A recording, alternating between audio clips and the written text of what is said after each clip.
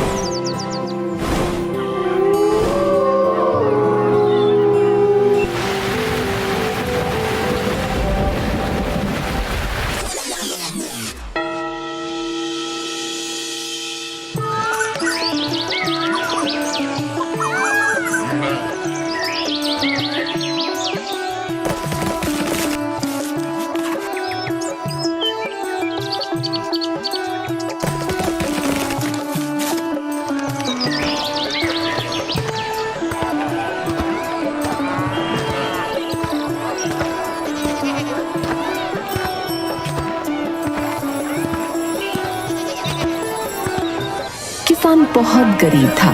सब्जियां बेचना ही उसका एकमात्र आय का साधन था और वो इतना ही कर पाता कि बस अपने परिवार को खिला सके। उसके पास अपने बेटों को देने के लिए और कुछ नहीं था। मेरे बच्चों सुनो, मेरे पास तुम्हें देने के लिए कुछ नहीं है। अब तुम बड़े हो गए हो, सो तुम्हें संसार में बाहर निकलना होगा, अपना पेशा चुनना होगा और किस्मत आजमानी होगी। पर पिताजी, हमें किसी पेशा या कला का ज्ञान नहीं है। हम घर से दूर जाकर क्या करेंगे? यही तो है जिसे तुम्हें मालूम करने की जरूरत है। तुम्हें जाना होगा इस बात को समझने के लिए कि तुम किस काम को करने के योग्य हो। किंतु पिताजी, हम कभी भी अपने बल पर बाहर नहीं गए। मेरे बच्चे, कुछ भी खराब नहीं होगा। मैं नहीं चाहता कि तुम एक किसान की जिंदगी गुजारो। देखो, इस काम से तुम ज्यादा नहीं कमा पाओगे। जाओ और एक फायदेमंद व्यवसाय की तलाश करो। ठीक है पिताजी, यदि आप यही चाहते हैं तो हम अवश्य ही जाएंगे। हाँ पिताजी, हम जाएंगे।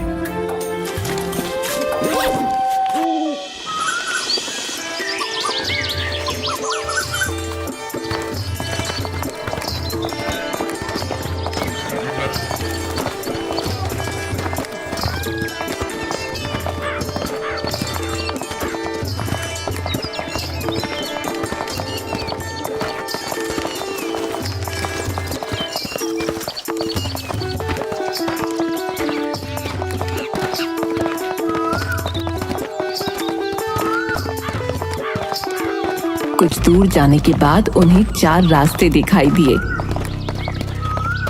मेरे ख्याल से हम में से हर एक को इनमें से एक रास्ता चुनना चाहिए और एक बार फिर हम 4 साल के बाद यहाँ आकर मिलेंगे। चारों भाई 4 अलग-अलग रास्तों पर निकल पड़े।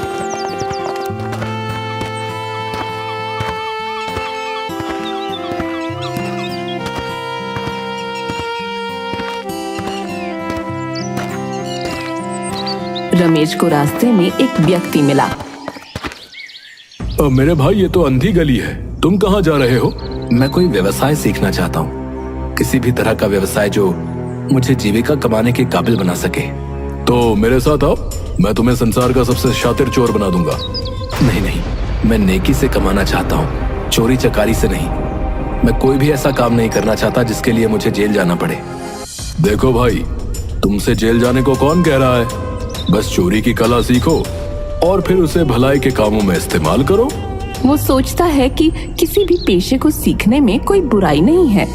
रमेश उसकी बात मान गया तो वो उस आदमी के साथ चला गया। वो उसे चोरी की कला में इतना निपुण बना देता है।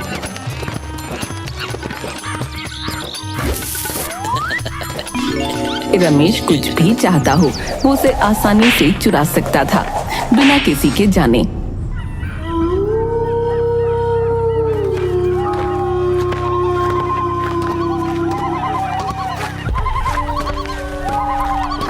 चलते चलते कालू एक ऐसी जगह पहुंचा जहां एक नदी बह रही थी और मीलों तक आसपास कुछ नहीं था। वो नदी के किनारे एक आदमी को खड़ा देखता है। वो एक शीशे से बनी हुई मशीन थामे हुए था। कालू ये समझ न सका कि ये क्या है। वो उसके पास गया। अरे भाई, आप क्या कर रहे हैं? इस मशीन से तुम आसानी से वो चीजें देख सकते हो जो बहुत दूर है। ये जो चीज है इसे कहते हैं दूरबीन। ये चीज तो काफी दिलचस्प लगती है। आप मुझे इसका इस्तेमाल करना सिखाएंगे? यदि तुम सीखना चाहोगे तो मैं अवश्य ही तुम्हें सिखाऊंगा। उस पल आदमी के साथ रहने लगता है। वो आदमी उसे दूरबीन इस्तेमाल करने की कला सिखाने लगता है।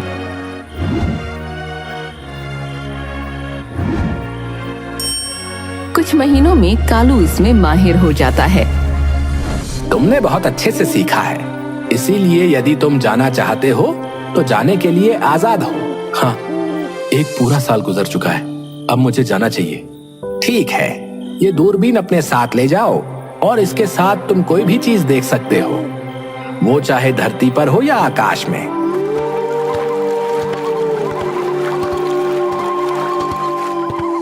इस बीच तीसरा भाई भीमा एक शिकारी से मिलता है।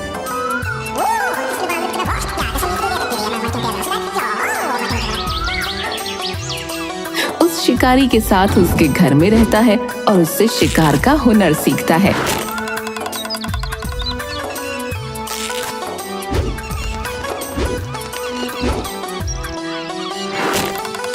तुम यहाँ इस मैदान में मेरे साथ अभ्यास कर रहे हो। आज हमें जंगल में अभ्यास करना चाहिए। चलो देखते हैं कि तुम चलते हुए लक्ष्य पर निशाना लगा सकते हो या नहीं।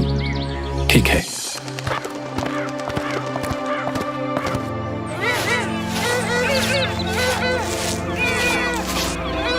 दोनों जंगल में पहुंचते हैं जहां शिकारी भीमा को सिखाता है कि कैसे भागते हुए हिरन पर निशाना लगाते हैं। बाण हिरन को लगता है और वो मर जाता है। भीमा चलो, तुम भी अब निशाना लगाओ। भीमा बाण उठाता है और एक उड़ती चिड़िया पर निशाना साधता है, पर बाण चूक जाता है। भीमा, तुम्हें अभी भी अभ्यास की जरूरत है। आज के बाद हम रोज जंगल में अभ्यास के लिए आएंगे, जैसा आप कहें। हर रोज शिकारी भीमा को अभ्यास के लिए जंगल में लाता।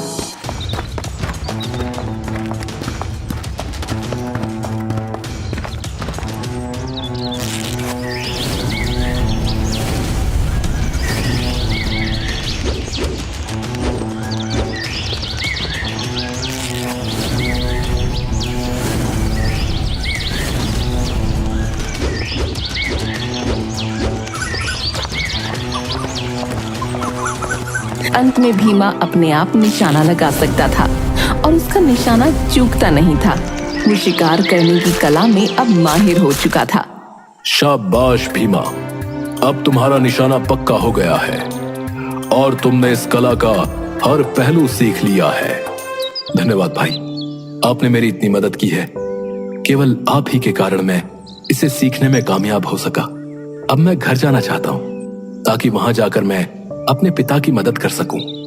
यकीनन तुम जा सकते हो और अपने साथ ये धनुष और बाण ले जाओ, ये काम आएंगे।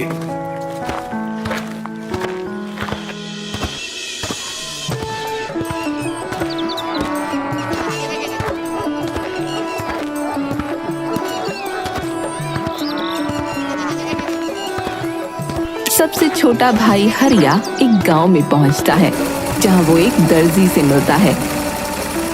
कौन हो तुम और तुम यहाँ क्या कर रहे हो? मेरा नाम हरिया है और मैं आया हूँ ताकि मैं कोई व्यवसाय सीख सकूं। ठीक है, मुझे बताओ, क्या तुम दर्जी बनने के इच्छुक हो? मैं तुम्हें सिखा सकता हूँ। बेशक, क्यों नहीं, मैं जरूर सीखना चाहूंगा। वो हरिया को सिखाता है जैसे सुई में धागा कैसे डालें, कैसे कोई सिलाई से पहले कपड़े को पकड़ें। अपने पूरे मन से दर्जी हरिया को सिलाई की कला सिखाता है। वो हरिया को सिखाता है इस काम की बारीकियां।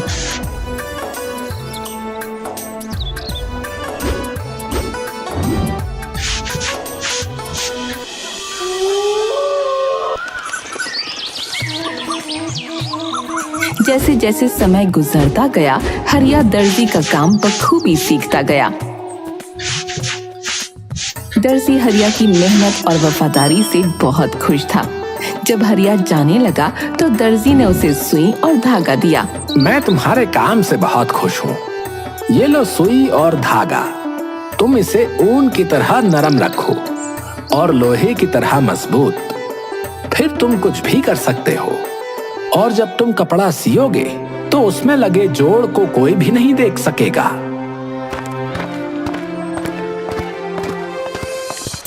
चारों भाई उसी जगह पर पहुंचे जहां उन्होंने 4 साल पहले मिलने का वादा किया था।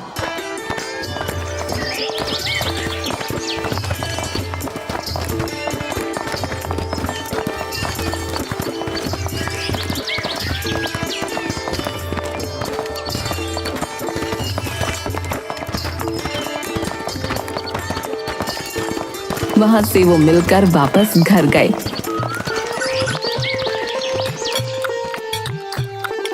घर जाने पर वो अपने पिता को बताते हैं कि उनमें से हर एक ने क्या क्या सीखा। एक दिन वो अपने घर के सामने एक वृक्ष के नीचे अपने पिता के साथ बैठे थे, जब उनके पिता ने कहा, आज मैं देखना चाहता हूँ कि तुम अपनी कला में कितने निपुण हो। जो तुमने सीखी है, वृक्ष के ऊपर एक घोंसला है, मुझे बताओ उसमें कितने अंडे हैं? 5, ठीक है। रमेश, अब तुम मेरे लिए वो अंडे उस पक्षी के नीचे से निकाल कर लाओ जो उनके ऊपर सेने के लिए बैठी है, पर पक्षी को इसका पता नहीं चलना चाहिए। रमेश वृक्ष पर चढ़ा और पक्षी की नजरों से बचाकर वो अंडे चुरा लाया। वाह, शाबाश। किसान ने मेज के चारों कोनों पर वो अंडे रखे और अपने बेटे भीमा से कहा, चारों अंडों को एक साथ एक ही तीर से 2 भागों में काटो, पर अंडों के अंदर बैठे चूजे को आंच नहीं आनी चाहिए। भीमा ने अपना तीर निकाला और एक ही तीर में उसने अंडों को 2 भागों में बांट दिया। ये देखकर किसान बहुत खुश हुआ और फिर उसने अपने बेटे हरिया से कहा, अब इन अंडों को वापस सिल दो और मुझे दिखाओ वो पक्षी इन अंडों में से अपने चूजे उत्पन्न कर सकती है। हरिया ने अपनी सुई निकाली और हर एक अंडे को सी दिया और फिर रमेश ने अंडों को वापस घोंसले में रख दिया। पक्षी को पता भी नहीं चला। बहुत खूब बच्चों, तुम सबने पूरी निष्ठा से 4 सालों में ये काम सीखे हैं। मेरे पास तुम्हें देने के लिए कोई उपहार नहीं है, पर मुझे यकीन है कि जीवन तुम्हें तुम्हारी मेहनत के लिए अच्छा फल देगा। कुछ दिनों के बाद ये खबर पूरे राज्य में फैल गई कि एक अग्नि राक्षस ने राजकुमारी का अपहरण कर लिया है। राजा ने ये घोषणा की, जो कोई भी राजकुमारी को ढूंढेगा उसके साथ उसका विवाह किया जाएगा। मेरे बेटों, तुम्हें अपना हुनर दिखाने का मौका मिला है। जाओ और राजकुमारी को अग्नि राक्षस से बचा कर लाओ। सभी चारों भाइयों ने अपनी तैयारियां की और राजकुमारी को बचाने के लिए निकल पड़े।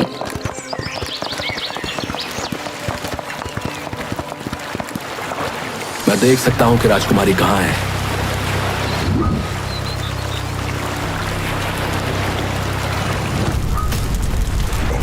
अग्नि राक्षस ने उसे एक द्वीप पर समुद्र के बीचों बीच छिपाया है और वो बैठा है इसका पहरा देते हुए। फिर वो राजा के पास गए और उनसे एक नाव की मांग की ताकि वे उस द्वीप पर पहुंच सकें। राजा ने एक जहाज दिया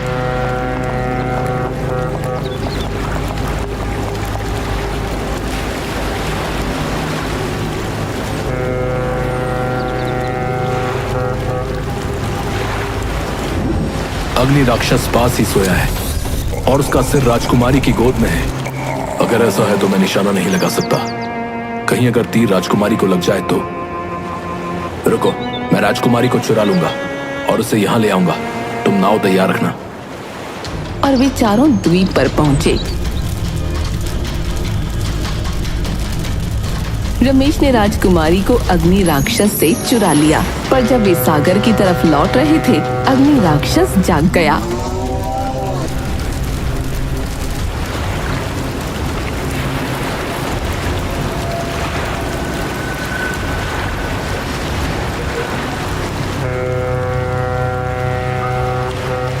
उनके ऊपर उड़ते हुए उसने उनका पीछा किया।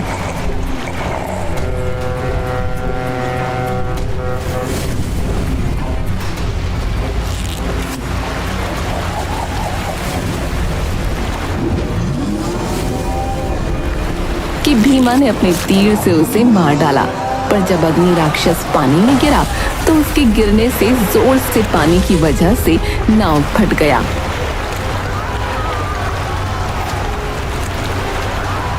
तो हरिया ने अपनी सुई निकाली और एक लंबा धागा लेकर सीने लगा और जल्दी ही सिल दिया। वे सब उसमें बैठ सके और इसी तरह वो राजकुमारी के घर सुरक्षित पहुंच गए। जब वे राजा के पास पहुंचे, इसके बाद चारों भाई राजकुमारी को लेकर घर लौट आते हैं। तुम चारों आपस में फैसला करो कि राजकुमारी के साथ कौन शादी करेगा। महाराज, इसमें भला क्या संकोच? हमारे सबसे बड़े भाई रमेश ही राजकुमारी के राजकुमार बनेंगे। क्या इसमें तुम्हारे भाइयों को कोई आपत्ति नहीं है? नहीं नहीं महाराज, हमें भला क्या आपत्ति होगी। अभी तो ये तो हम सबके लिए सौभाग्य की बात है कि आपकी बेटी हमारे पिता समान भाई की पत्नी बनेगी। आज सच में पिताजी को हम भाइयों पर गर्व महसूस होगा। अद्भुत प्यार है तुम सब भाइयों में। अगर इसे बरकरार रखोगे तो तुमसे सर्वशक्तिमान और कोई नहीं। मैं अपनी पुत्री का हाथ रमेश के हाथ में सौंपता हूं और साथ में अपना आधा राज्य भी।